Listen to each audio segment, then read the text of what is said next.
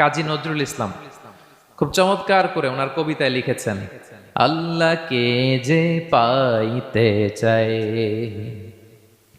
হাজরাতের অনুসরণে, আরশ কুরসি লৌহ কালাম না চাইতে পেয়েছে সে।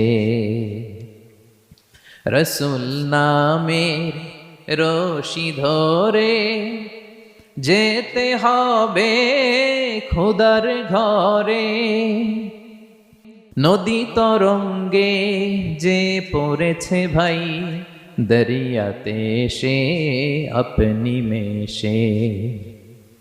হাজরাতের অনুসরণে আরশ কুরসি লৌহ কালাম না চাইতে পেয়েছে সে।